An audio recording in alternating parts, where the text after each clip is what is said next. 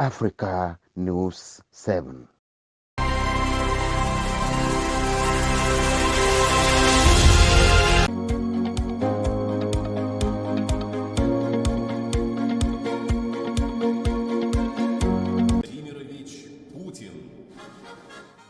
And from the day he became the president, something the Kremlin has worked hard to craft through press events and moments of the former KGB spy's life.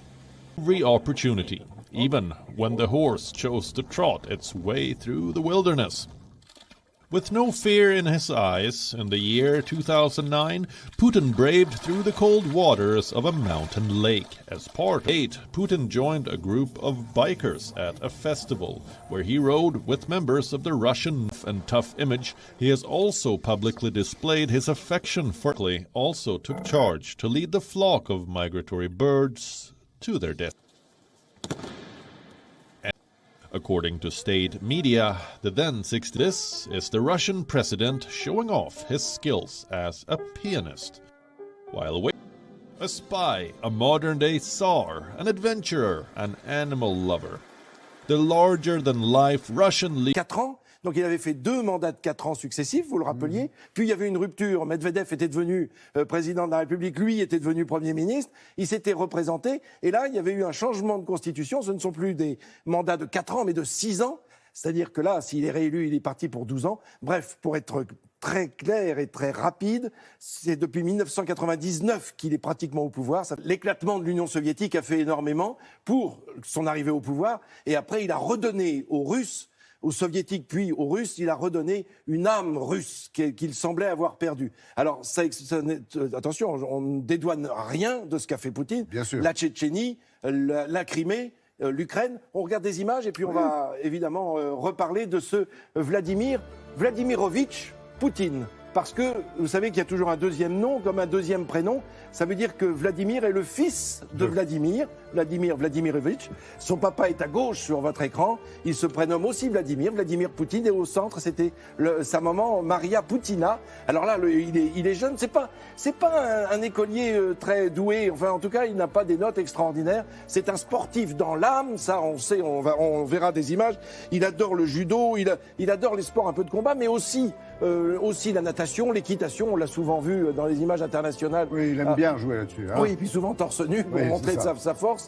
Alors là, c'est son mentor, hein, c'est un personnage assez incroyable, Anatoly Sobchak, qui était un de ses professeurs à l'université, parce qu'il est diplômé de droit. On le voit à gauche, là, regardez.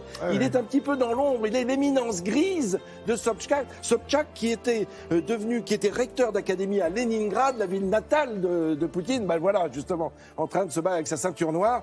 Et en fait, Anatoly Sobchak est devenu maire de Leningrad, vous savez, ce qui est Saint-Pétersbourg aujourd'hui.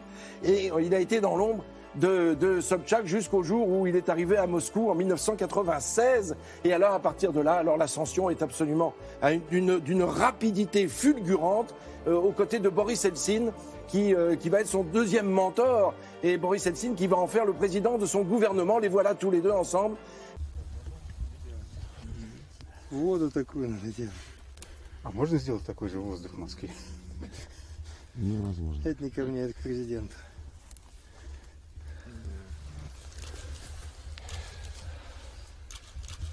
Шишка. И шишечка в центре. Шишка сверху. Покажи.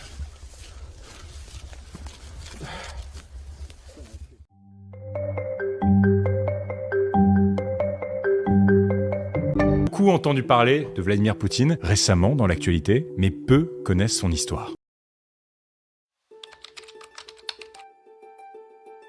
L'histoire de Vladimir Vladimirovitch Poutine commence en 1952 à Saint-Pétersbourg en Russie, ou plutôt à Leningrad, car c'est comme ça qu'il faut encore appeler la ville à l'époque. Son père, Vladimir Spiridonovitch Poutine, a fait la guerre dans le camp de l'Armée rouge bien sûr, puis est redevenu ouvrier après la victoire contre l'Allemagne nazie, comme beaucoup de soldats appelés par Staline.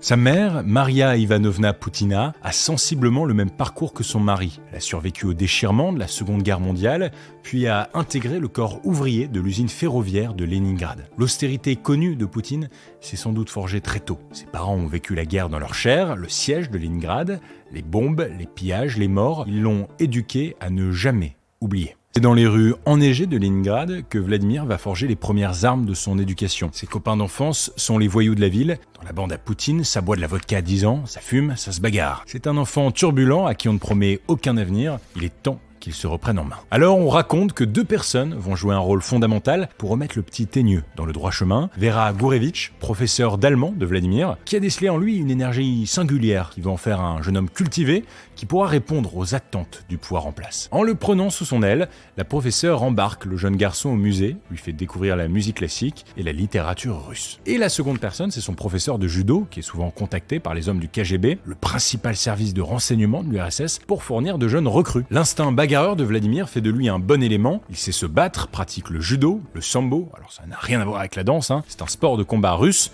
et veut devenir espion. Pendant 1 an, le jeune commandant est formé au secret de l'État pour devenir espion sous le nom de code Platov.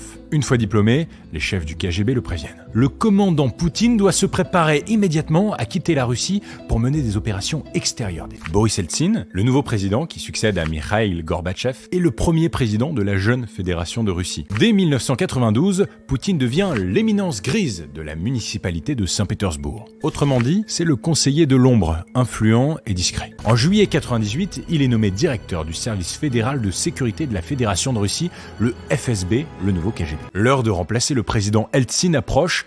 Vladimir Poutine apparaît pour les oligarques comme le candidat parfait, ferme et loyal. Vladimir Poutine est surpris, mais surtout très honoré. Devenir président. 1 mois plus tard, Boris Eltsine annonce que Vladimir Poutine devient le nouveau Premier ministre russe. Il est désormais le nouveau Premier ministre russe, pressenti par le président, et mieux encore, candidat désigné à la succession de Boris Yeltsin. En décembre 1999, Boris Eltsine, qui est trop malade et trop faible, démissionne. Vladimir Poutine devient donc président par intérim. Au soir du premier tour, le 26 mars 2000, sans surprise, la nouvelle tombe, Vladimir Poutine est élu président de la Fédération de Russie avec près de 53% des voix.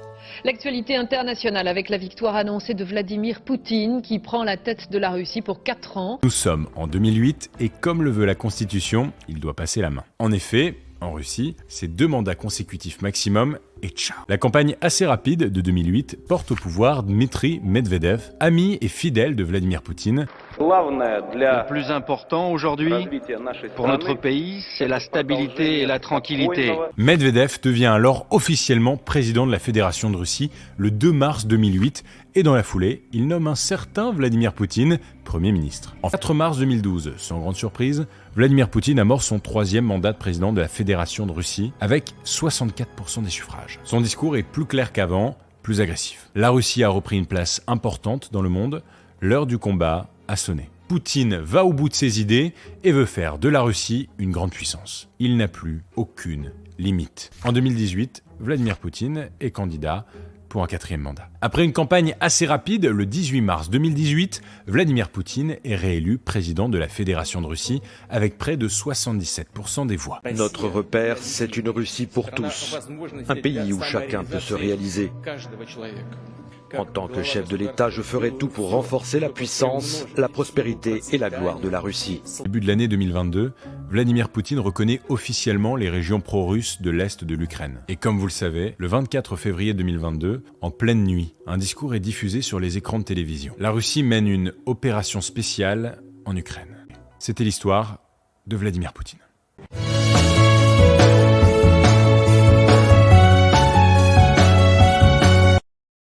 Africa News 7. Abonnez-vous pour recevoir plus d'actualités sur l'Afrique et sur le monde. Africa News 7, votre chaîne d'information et d'éducation.